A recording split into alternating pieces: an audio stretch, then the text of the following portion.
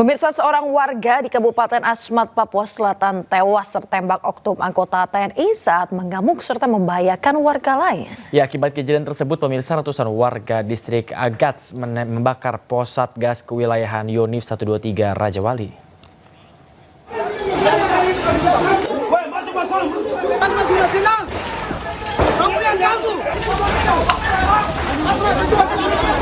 Ratusan warga distrik Agats, Kabupaten Asmat, Papua Selatan mengamuk dan membakar pos Satgas kewilayahan Yonif 123 Raja Wali.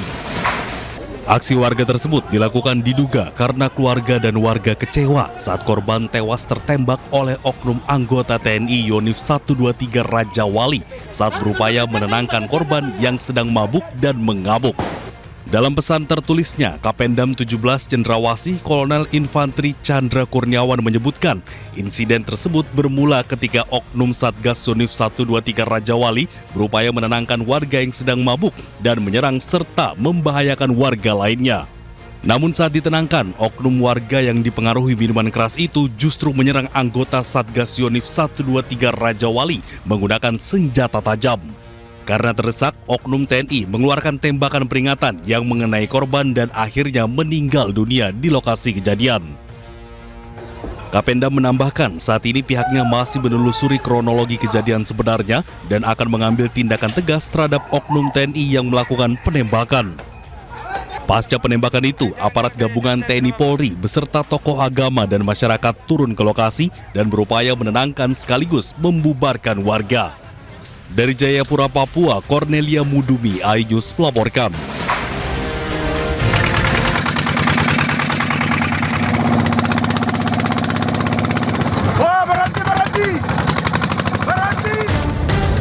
Petugas melakukan pengejaran terhadap sekelompok nelayan yang menangkap ikan menggunakan bom ikan. Polisi yang sedang melakukan patroli di perairan laut langsung mengejar nelayan tersebut hingga ke perairan Mawasangka, Kabupaten Buton Tengah, Sulawesi Tenggara. Aksi kejar-kejaran pun terjadi, namun para pelaku berhasil kabur dan meninggalkan perahunya di perairan. Pelaku dia melarikan diri dan berhasil menemukan sampan atau perahu.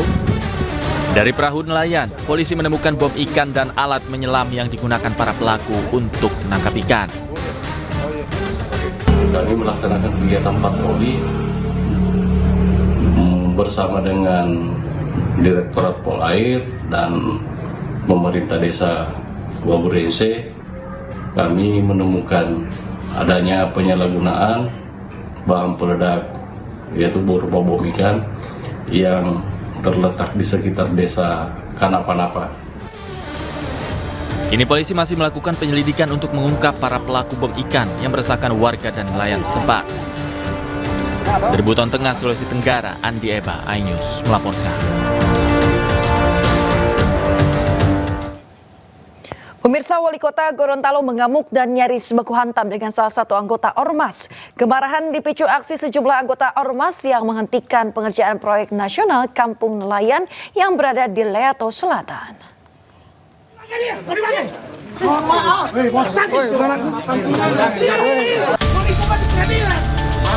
Inilah detik-detik saat emosi Wali Kota Gorontalo, Adan Dambea, tak bisa terkendalikan.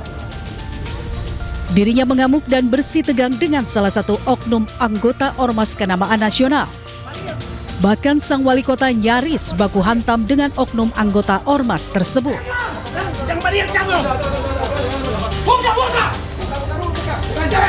Terlihat juga beberapa orang yang berada di sekitar wali kota berusaha untuk melerai dan menenangkannya. Beberapa orang lainnya juga berusaha menenangkan oknum anggota Ormas tersebut. Kemarahan wali kota lantaran proyek nasional pembangunan Kampung Nelayan dihentikan pekerjaannya oleh sejumlah oknum Ormas. Upaya pemberhentian proyek karena adanya klaim dari warga yang merasa sebagai pemilik lahan di Kelurahan Leato Selatan, Kota Gorontalo. Upaya mau kasih clear ini grip jaya. Jadi mereka di daerah-daerah justru menghambat pelaksanaan proyek di daerah-daerah. Jadi bukan membantu pemerintah daerah dalam kegiatan pembangunan, tapi justru mereka menghalangi kegiatan pembangunan daerah. Mencegah adanya kasus serupa, Pemkot berharap pemerintah pusat bisa menertibkan ormas-ormas yang tidak mendukung pembangunan di daerah. Dari Gorontalo, Nur Faizi Ella Hasan, iNews melaporkan. Pemirsa, kita ke informasi mancanegara. Meski diserang drone, sebanyak 50 kapal global Samud Flotilla nekat berlayar ke Gaza, Palestina. Mereka menentang blokade laut Israel.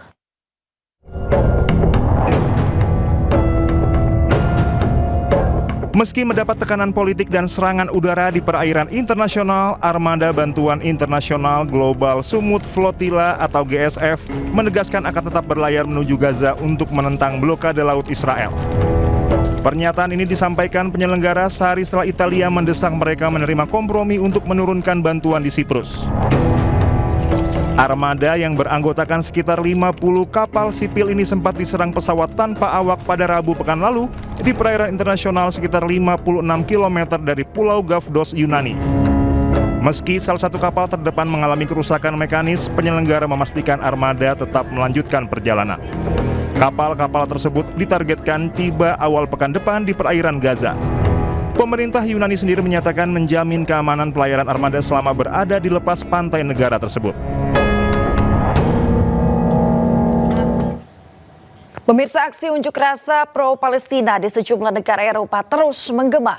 Para aktivis mengecam negara barat yang mendukung militer Israel melakukan genosida di Gaza.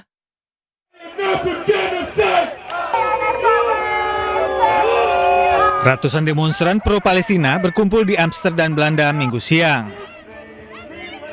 Para aktivis perdamaian ini menuntut pemerintah Belanda untuk mendukung armada global Samud Flotilla yang tengah mengirimkan bantuan kemanusiaan ke Gaza. Unjuk rasa tersebut disambut oleh demonstran pro-Israel. Bentrokan singkat sempat terjadi antara para aktivis dan petugas kepolisian.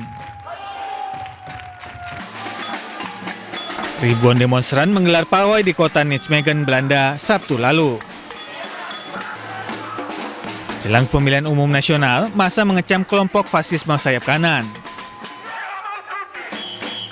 Mereka juga menyerukan kemerdekaan Palestina dari pendudukan dan penjajahan Zionis Israel. Para aktivis perdamaian ini juga menuduh pemerintah Belanda terlibat dalam aksi genosida di Gaza karena mengekspor senjata ke Israel. Para aktivis di London menggelar aksi unjuk rasa di depan Kementerian Pertahanan untuk memprotes bantuan militer Inggris kepada penjajah Israel.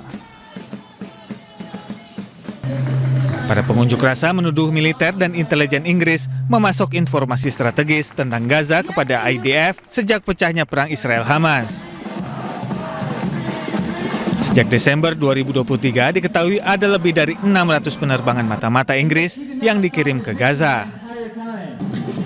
Massa menuntut mereka yang terlibat genosida harus diadili di Mahkamah Internasional di Den Haag.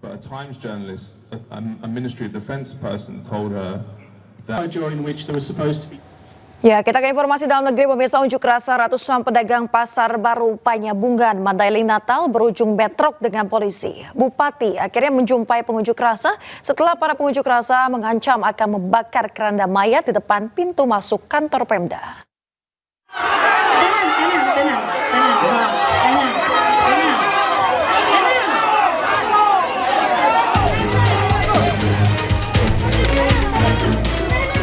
Kericuhan hingga berujung bentrok mewarnai aksi unjuk rasa ratusan pedagang pasar baru Panyabungan, Mandailing, Natal dengan petugas kepolisian yang mengawal jalannya unjuk rasa di depan kantor bupati.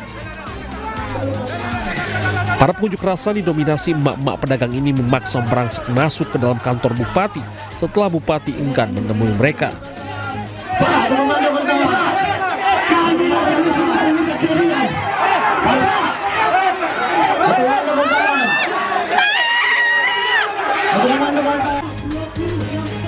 Pihak keamanan awalnya beralasan bupati sedang tidak ada di tempat, namun karena pengunjuk rasa mengancam akan membakar keranda jenazah yang dibawa, bupati yang sembunyi akhirnya keluar menemui para pengunjuk rasa. Para pengunjuk rasa meminta bupati segera menurunkan harga sewa kios yang tak masuk akal di saat ekonomi sedang lesu. Unjuk rasa juga meminta bupati mencopot Kadis Perindak dan Kabid Pasar Mandailing Natal yang telah melakukan pungli dengan alasan retribusi uang keamanan dan kebersihan yang jumlahnya mencapai 2 juta rupiah. Bupati menambahkan rapat dengan DPRD dibutuhkan karena masalah sewa kios sudah diperdakan dalam rumusan pendapatan asli daerah. Para pedagang pun kecewa dengan jawaban Bupati karena mereka juga sebelumnya telah berunjuk rasa di kantor DPRD beberapa waktu lalu hanya mendapatkan janji manis. Dari Madinah, Sumatera Utara, Ahmad Hussein Lubis, iNews melaporkan. Pemirsa, puluhan warga memblokade jalan masuk Bandara Beto Ambari di Kota Bau-Bau, Sulawesi Tenggara. Warga menuntut ganti rugi lahan kebun mereka atas perluasan kawasan bandara yang hingga kini belum dibayar.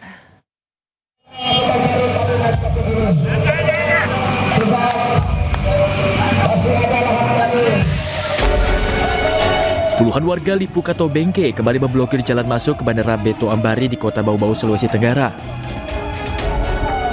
Warga memblokir jalan dengan batu dan kayu untuk menutup akses ke dalam Bandara Beto Ambari.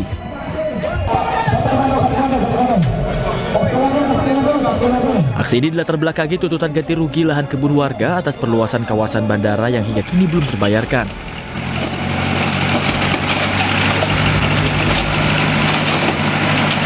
Blokade sendiri dilakukan setelah pertemuan dengan Wali Kota Bau-Bau dan pihak Bandara Beto Ambari tidak membuahkan hasil. Mediasi sudah terlaksana di aula kantor Wali Kota Bau-Bau dan turut dihadiri Wali Kota Bau-Bau. Dalam hal ini kemarin awalnya pemerintah ini mengatakan bahwa tidak pernah terjadi pembayaran di lokasi bandara.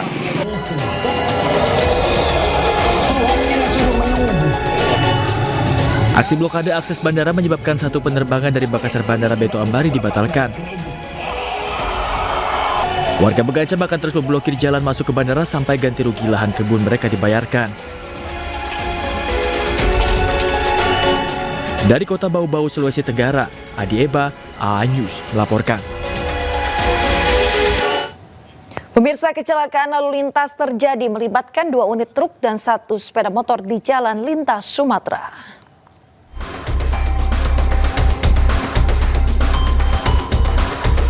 Rekaman kamera pengawas memperlihatkan detik-detik kecelakaan beruntun di Jalan Lintas Sumatera Simpang Kopi, Kecamatan Seisuka, Batubara. Dalam rekaman video tampak truk tangki melaju dari arah Medan menuju Indrapura. Sesampainya di lokasi kejadian datang truk kontainer dari arah berlawanan. Diduga salah satu truk masuk ke jalur berlawanan sehingga truk tangki menabrak bagian samping truk kontainer. Di saat bersamaan, 1 unit sepeda motor yang berada di belakang truk tangki tidak dapat menghindar dan langsung menabrak truk tangki hingga terjepit di kolong truk. Aktor di Simpang Kopi nih. Langgar, cepat segera. Akibat kecelakaan, supir truk tangki sempat terjepit kabin truk. Warga sekitar pun bergotong royong mengevakuasi korban. Begitu banyak warga. Para korban luka kemudian langsung dilarikan ke rumah sakit terdekat. Kasus kecelakaan beruntun tersebut kini dalam penanganan Satuan Lalu Lintas Polres Batubara. Dari Batubara, Sumatera Utara, Fadli Pelka, iNews melaporkan. Pemirsa, kelangkaan BBM bersubsidi masih terus terjadi, bahkan kondisinya semakin parah di Mandailing Natal, Sumatera Utara. Warga mengaku kelangkaan BBM sudah terjadi sejak 2 bulan terakhir.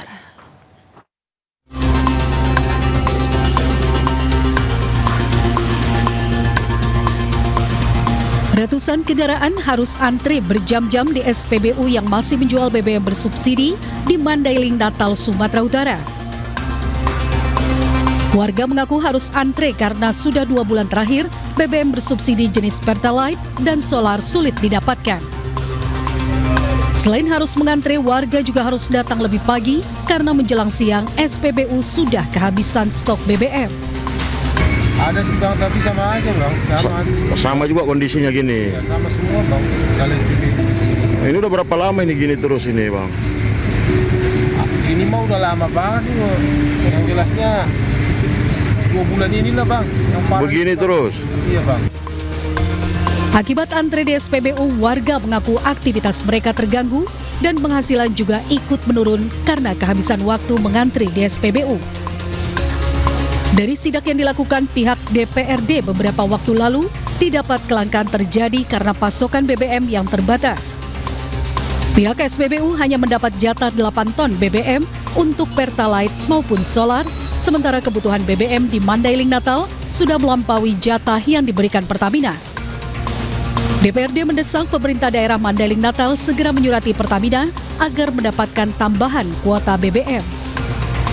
Dari Madinah, Sumatera Utara, Ahmad Hussein Lubis, iNews melaporkan.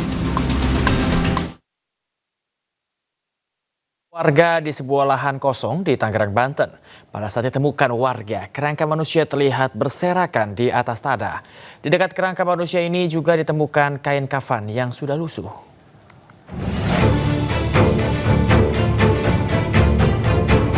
Warga Desa Sindang Panon, Kabupaten Tangerang, Banten, digegerkan penemuan kerangka manusia di sebuah lahan kosong. Pada saat ditemukan warga, kerangka manusia terlihat berserakan di atas tanah. Di dekat kerangka manusia ini juga ditemukan kain kafan yang sudah lusuh. Setelah menerima laporan warga, pihak kepolisian di Polsek Pasar Kemis langsung memeriksa kerangka manusia tersebut. Dari keterangan warga, kerangka manusia ini pertama kali ditemukan oleh anak-anak yang sedang main layang-layang. Anak-anak tentang layangan, terus katanya banyak kain kapan sama tulang pada berantakan katanya. Terus sama anak-anak dimasukin ke TikTok. Bu, itu kira-kira jenazah siapa, Bu? Tahu saya juga. Emang ini jenazah udah lama? Lama, ini makam udah lama. Sementara itu, dari keterangan pihak desa, lahan kosong yang akan dijadikan perumahan itu rupanya dulunya adalah pemakaman. Sebelum penggalian dengan alat berat untuk dijadikan perumahan, sebanyak 30 makam di pemakaman ini sudah dipindahkan ke tempat pemakaman yang baru. Kerangka tertinggal diduga karena tidak ada nisan atau penanda makam. Pihak desa Sindan Panon akhirnya memindahkan kerangka manusia ke pemakaman umum Kendal Bubuhan. Dari Kabupaten Tangerang, Banten, Aimar Rani, iNews melaporkan.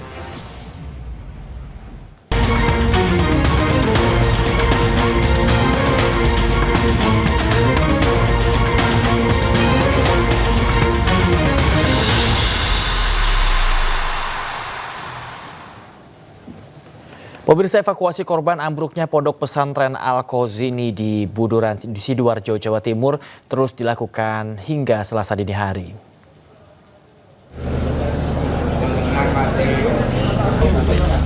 SAR gabungan bersama relawan setempat masih berupaya mencari dan mengevakuasi korban yang terjebak di dalam reruntuhan bangunan pondok pesantren Al-Qazini. Untuk mempermudah evakuasi, petugas mendatangkan eskavator. Tercatat 84 korban yang sudah dievakuasi dan saat ini menjalani perawatan medis di RSUD Sidoarjo, RS Siti Hajar, dan RS Delta Surya Sidoarjo. Sementara satu korban meninggal dunia, pemirsa. Proses pencarian korban akan terus dilakukan hingga seluruh korban telah dievakuasi dari reruntuhan. Informasi awal menyebut insiden berawal dari pengerjaan pengecoran di lantai atas yang berlangsung sejak pagi. Dugaan sementara pondasi bangunan yang tidak mampu menahan beban tambahan sehingga menyebabkan runtuhnya konstruksi dari lantai atas. Saya posisi di rumah, posisi rumah saya dengan pondok pesantren Al-Qazini ini sekitar 50 meter. Itu terdengar suara gemuruh dan getaran di rumah saya. Kemudian saya keluar, saya lihat di pondok ada debu yang membumbung ke atas seperti kebakaran gitu. Kemudian saya datangi TKP, ternyata pondok, musola pondok itu roboh. Karena semalam ada santri yang izin ke saya mau ada pengerjaan pengecoran lantai 4 musola pondok. Ya, pemirsa, menyusul robohnya bangunan musola yang terjadi di Ponpes Al-Qazini, Buduran, Sidoarjo, Jawa Timur pada Senin sore menyisakan luka yang mendalam, pemirsa. Pihak Ponpes mengaku pembangunan musola telah berjalan selama 10 bulan.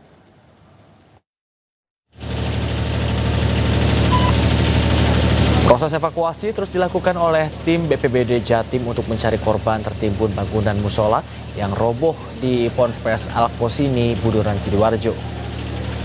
Pengasuh Ponpes Al-Qazini, Kiai Haji R. Abdussalam Mujib, mengatakan proses pembangunan musola telah berjalan selama 10 bulan. Dan rencananya tidak akan menggunakan atap namun akan dibuat hall. Saat kejadian, pemirsa, para santri yang menjadi korban tengah menjalani sholat asyar dan sebagian tengah bersantai di musola yang belum selesai dibangun tersebut. Dengan adanya musibah ini, pihak Ponpes menghentikan proses belajar mengajar sementara dan akan memfokuskan dalam proses pencarian. Pihak Ponpes juga berharapkan wali santri untuk bersabar atas musibah yang terjadi.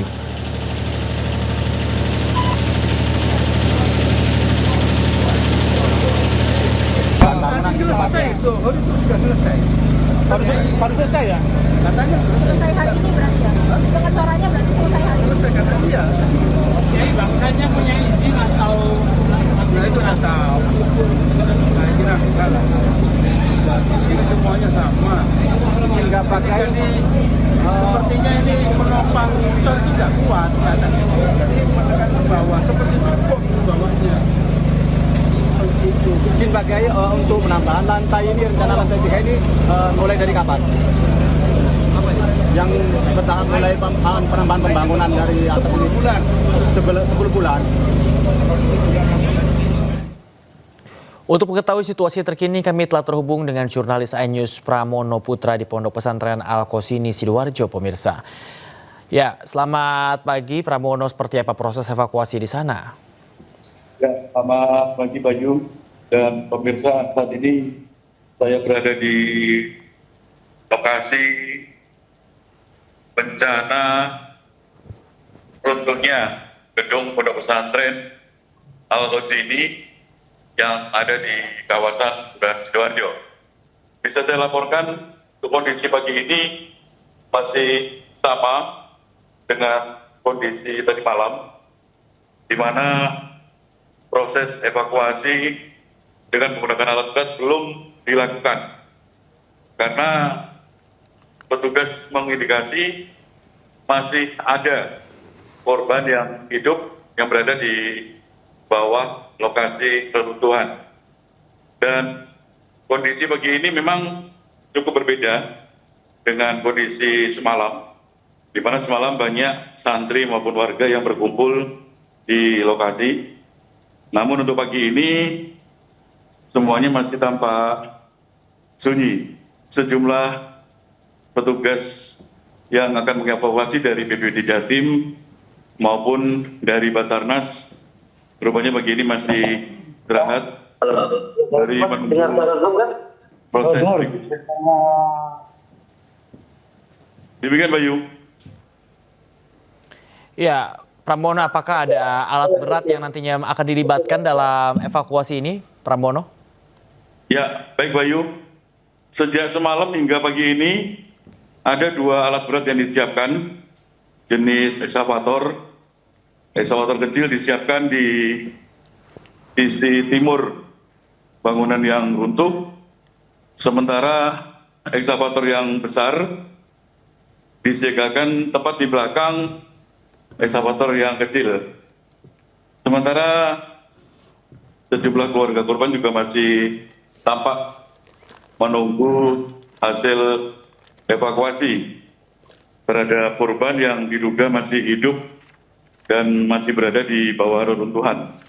Dan ini petugas evakuasi yang tadinya istirahat sudah kembali masuk ke lokasi reruntuhan. Mereka akan berusaha untuk mengevakuasi korban yang diindikasi masih hidup dan berada di bagian bawah reruntuhan bangunan yang runtuh Senin sore kemarin. Nah ini Bayu, rupanya di dalam juga masih ada petugas yang berusaha mengevakuasi korban. Mereka berusaha melakukan komunikasi melalui celah lubang yang ada di bawah reruntuhan. Bayu. Iya, tadi Anda sempat mengatakan bahwa petugas ini sempat melakukan komunikasi di bawah reruntuhan. Apa memang ada feedback atau mungkin tanda-tanda dari korban yang masih selamat di sana, Pramono? Ya, betul Bayu. Ini saya lihat sendiri melalui celah yang ada di bawah reruntuhan. Ini rupanya petugas mencoba melakukan komunikasi dengan salah satu korban yang masih hidup. Saya tidak bisa terlalu mendekat karena memang awak media dilarang untuk mendekati titik evakuasi. Bayu. Ya, Pramono, kami juga berharap Anda tetap menjaga jarak dan juga mengutamakan keselamatan Anda, Pramono. Namun Pramono, apakah Anda ada informasi kira-kira masih ada berapa korban yang masih diperkirakan selamat di sana? Ya, untuk lebih jelasnya berapa korban yang ada di bawah reruntuhan hingga detik ini kami belum bisa mengkonfirmasi karena petugas pun baik dari kepolisian maupun dari Pemkab Sidoarjo dan dari pihak pengelola pondok pesantren belum bisa memastikan masih ada berapa korban yang ada di bawah reruntuhan bangunan. Sementara untuk korban yang dibawa ke rumah sakit jumlahnya masih sama dengan semalam.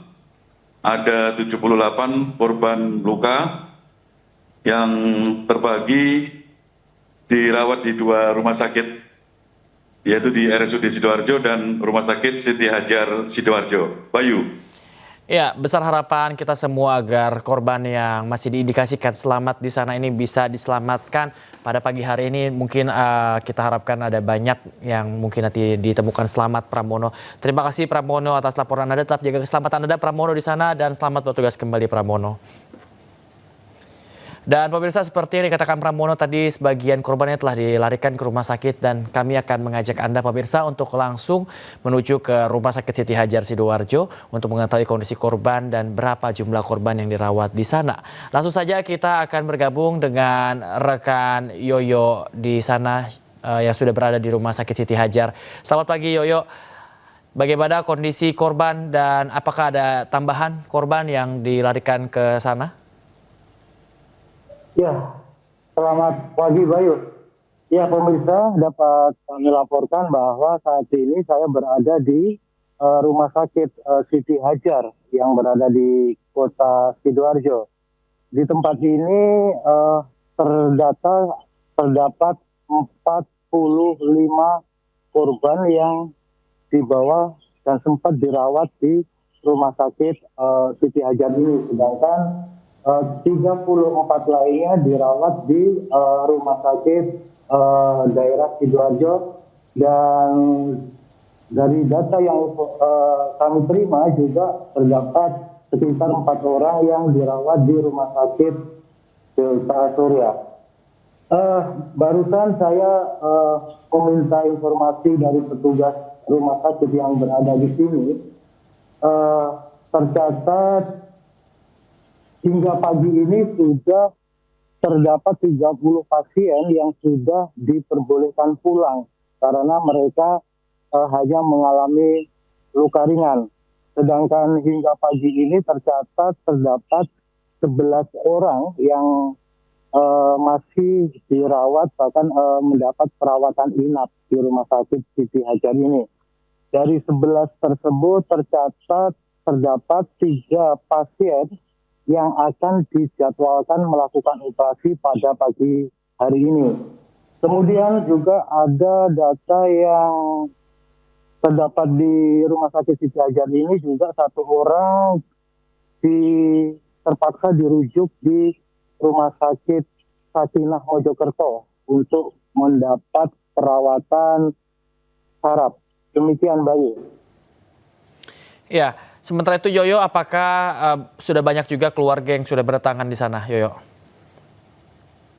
Ya Bayu, suasana pagi ini tidak seramai tadi malam oleh kepadatan para keluarga korban reruntuhan musola yang ada di Ponpes Al-Ghazini Buduran. Pagi ini suasana di ruang tunggu di rumah sakit nampak lengang. Karena memang dari data dari pihak rumah sakit sendiri, saat ini yang mendapat perawatan hanya tinggal 11 orang. Demikian, Bayu. Ya, kita harapkan nantinya korban yang dirawat sana segera sembuh dan segala perawatan ini bisa berjalan dengan lancar. Terima kasih banyak Yoyo Agusta melaporkan untuk kami. Selamat bertugas kembali Yoyo dan tetap berhati-hati. Pemirsa, korban meninggal bangunan ambruk Ponpes Al-Ghazini bernama Maulana Alvan Ibrahim di Rumah Sakit Siti Hajar dibawa pulang keluarga. Keretakan jenazah disambut haru keluarga dan korban, dan kerabat. saat mobil ambulans yang membawa jenazah Alvan dari Sidoarjo tiba di sekitar rumah duka di Jalan Kalianyar, Kalime, Kelurahan Bongkaran, Kecamatan Pabean, Cantikan, Surabaya. Setelah diturunkan dari mobil ambulans, keluarga menyambut dan membawa jenazah ke dalam rumah duka untuk disemayamkan. Usai disolatkan, pemirsa, selanjutnya Maulana Alvan Ibrahim akan dimakamkan di Bangkalan. Sebelumnya jenazah keluar dari rumah sakit sekitar pukul 20.52 waktu Indonesia Barat. Maulana Alvan Ibrahim ditemukan tim BPBD Sidoarjo di antara reruntuhan bangunan ambruk. Selain Ibrahim, juga masih diperkirakan ada puluhan orang yang berada di bawah reruntuhan bangunan yang masih dalam tahap renovasi.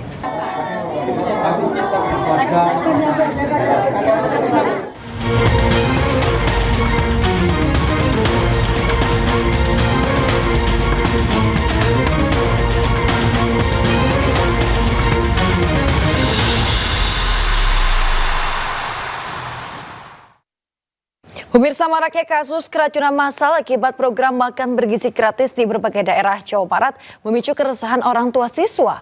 Forum Orang Tua Siswa dan Guru Jawa Barat menyatakan sikap keras dan mendesak pemerintah segera melakukan evaluasi menyeluruh. Perwakilan Forum Orang Tua dan Guru di Jawa Barat meminta program makan bergizi gratis dihentikan sementara imbas dari banyaknya kasus keracunan yang terjadi di sejumlah daerah. Para orang tua dan guru yang tergabung dalam Forum Orang Tua Siswa Jawa Barat mengadukan kasus ini ke DPRD Jawa Barat Senin pagi. Ketua Persatuan Purna Bakti Pendidik Indonesia Iwan Setiawan menyoroti lemahnya penanganan dari aparat penegak hukum dalam kasus keracunan MBG ini. Ia menilai aparat jarang membeberkan kepada publik penyebab dari keracunan MBG ini. Yang pertama, kita menuntut pemerintah untuk segera mengusut oknum-oknum yang terlibat dalam MBG yang menyebabkan terjadinya keracunan di seluruh Jawa Barat. Kami protes keras kepada para ahli gizi, oknum-oknum SPPG yang mengharuskan para guru untuk mencicipi makanan sebelum dimakan oleh siswa. Kami mohon yang namanya makan bergizi gratis itu diprioritaskan untuk siswa miskin. Karena orang-orang yang mampu itu sudah cukup. Lebih dari cukup. Iwan mengusulkan pemerintah bisa memberikan uang secara tunai terhadap orang tua untuk menjalankan program ini, di mana nantinya para wali murid yang menyediakan langsung kebutuhan MBG pada anaknya dengan catatan tetap ada pengawasan dari sekolah. Dari Bandung, Jawa Barat, Ervan David Anyus melaporkan. Presiden Prabowo Subianto mengatakan akan menertibkan semua satuan pelayanan pemenuhan gizi dan dapur makan bergizi gratis dengan menjamin kondisi kebersihannya. Hal tersebut pemirsa disampaikan Prabowo saat menghadiri acara musyawarah nasional PKS. Presiden Prabowo meminta kepada seluruh SPPG dan dapur MBG agar semua peralatan memasak hingga kotak makanan harus bersih agar tidak ada bakteri. Arahan yang disampaikan Presiden Prabowo mengingat sudah terjadi lebih dari 5.000 kasus keracunan MBG sejak Januari hingga September 2025. Selain itu, pemirsa, Prabowo juga meminta alat uji untuk menguji menu MBG sebelum didistribusikan ke sekolah-sekolah.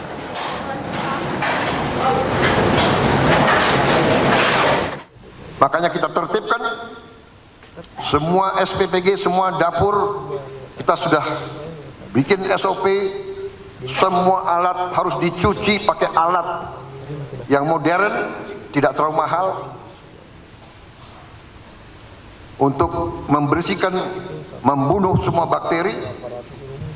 Kita juga perintahkan semua dapur harus punya test kit, alat uji, sebelum distribusi harus diuji semuanya.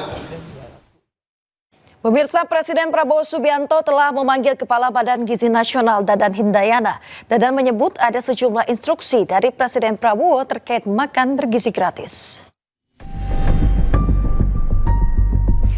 Presiden Prabowo memerintahkan peningkatan tata kelola SPPG untuk mencegah keracunan berulang.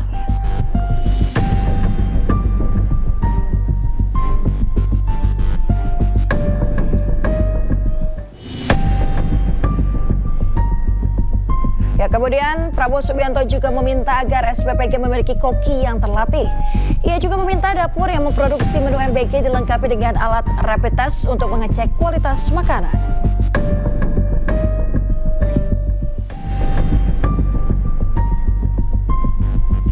Prabowo menginstruksikan setiap SPPG memiliki alat sterilisasi food tray.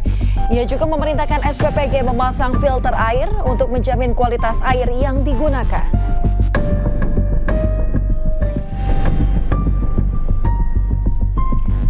Prabowo Subianto juga meminta supaya SPPG dilengkapi CCTV yang terhubung langsung ke pusat. Ia berharap langkah tersebut dapat memperkuat kualitas layanan dan memastikan program pemenuhan gizi nasional berlangsung aman dan terpercaya.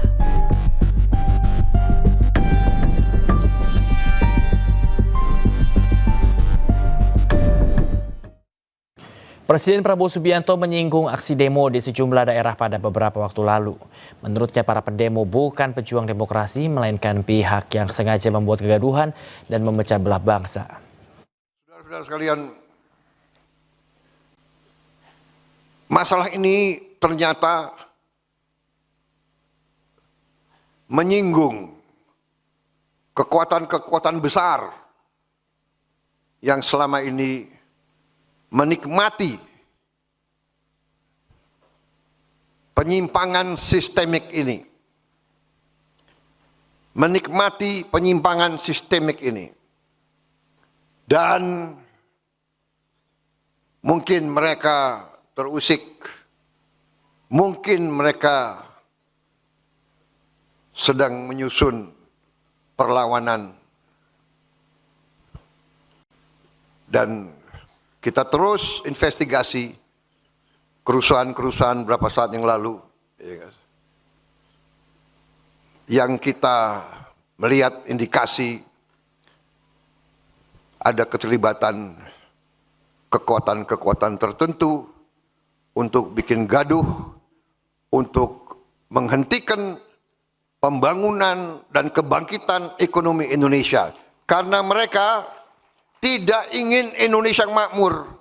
Mereka tidak ingin rakyat Indonesia hidup sejahtera. Mereka ingin meneruskan paradoks yang kita alami sekarang. Kekayaan begitu besar hanya dinikmati oleh segelintir orang saja. Ini yang akan saya lawan, ini akan saya lawan.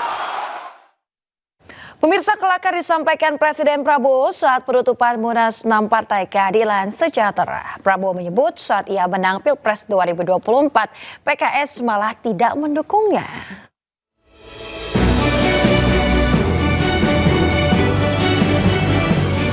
Presiden Prabowo membuat suasana penutupan Munas 6 Partai Keadilan Sejahtera pecah.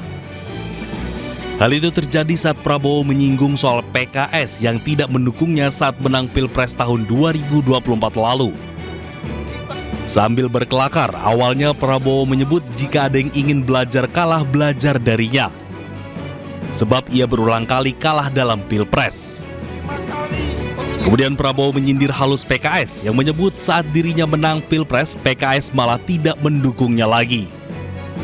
Tapi kita juga harus siap kalah. Kalau mau belajar kalah, belajar dari Prabowo Subianto.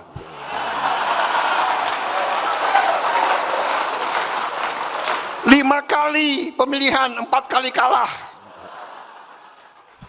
PKS ikut-ikut lagi.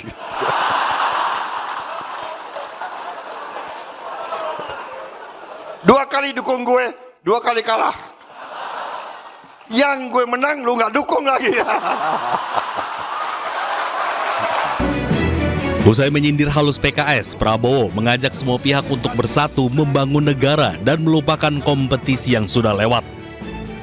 Ia menilai kompetisi politik memang harus ramai untuk menghidupkan suasana demokrasi di Indonesia. Tim Liputan iNews melaporkan.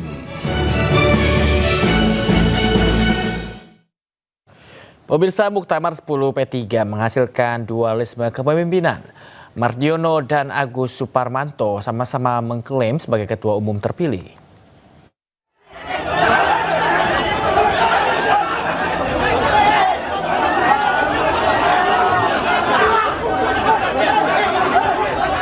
Partai Ka'bah terbelah.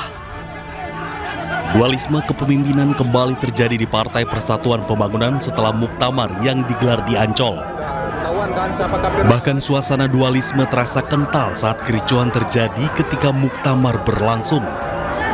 Dalam muktamar tersebut, Muhammad Mardiono terpilih menjadi Ketua Umum DPP P3 secara aklamasi. Mardiono disetujui oleh 1.304 muktamirin pemilik hak suara muktamar yang hadir. Landasan muktamar ini landasannya adalah anggaran dasar dan anggaran rumah tangga. Proses muktamar ini adalah panjang, ya, melalui pembentukan OC, kemudian pembentukan SC dan seterusnya. Sehingga muktamar ini kita selenggarakan secara konstitusional. Namun demikian memang ada pihak-pihak lain yang memiliki kepentingan tertentu yang secara ilegal itu kemudian menimbulkan sebuah keriuhan. Oleh karena itu pimpinan sidang dan ketua OC langsung mengambil langkah-langkah cepat dan itu dibenarkan oleh anggaran dasar dan anggaran rumah tangga. Penetapan Mardiono sebagai ketua umum langsung ditolak oleh sebagian peserta muktamar. Bahkan Ketua Majelis Pertimbangan P3, Roma Hurmuzi, menyatakan penetapan Mardiono itu tidak sah. Romi kemudian mengumumkan bahwa mantan Menteri Perdagangan Agus Suparmanto terpilih menjadi Ketua Umum P3 periode 2025-2030. Saya telah terpilih sebagai Ketua Umum P3 periode 2030. Saya akan membawa P3 ini menjadikan partai menjadikan besar dan membangkitkan dari tidurnya. Kedua adalah bahwa P3 merupakan untuk aspirasi umat. Sehingga juga pada umat-umat Islam, marilah bersatu untuk membangun P3 dan untuk kemajuan bangsa, yaitu bangsa Indonesia. Saling klaim dua kubu di tubuh P3 ini membuat partai Ka'bah terbelah. Publik pun dibuat bertanya mana kubu yang abal-abal dan mana kubu pengurus P3 yang sah.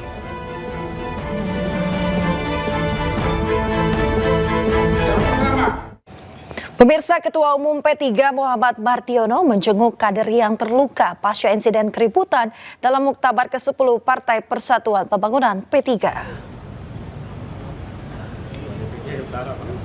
Usai pelaksanaan muktamar, Ketua Umum terpilih Muhammad Mardiono mendatangi rumah sakit menjenguk kader yang menjadi korban keributan di arena muktamar. 3 kader asal Pandeglang dan Sulawesi Selatan terluka akibat pemukulan dan juga lemparan kursi.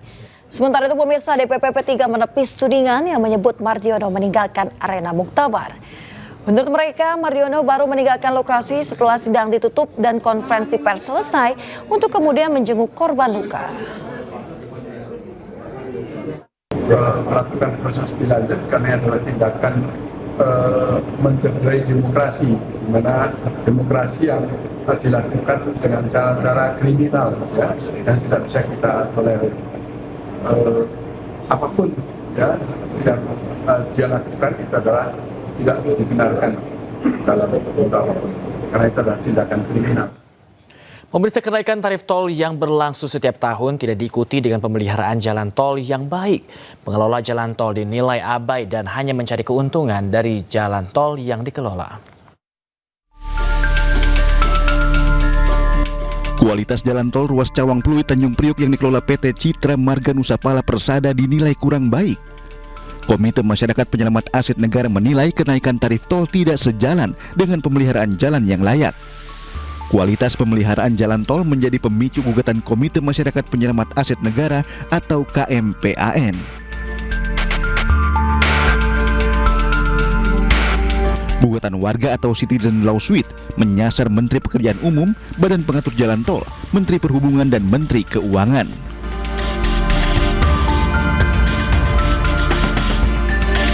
KMPAN juga menuntut pembatalan perpanjangan konsesi ruas jalan tol yang diberikan kepada PT CMNP.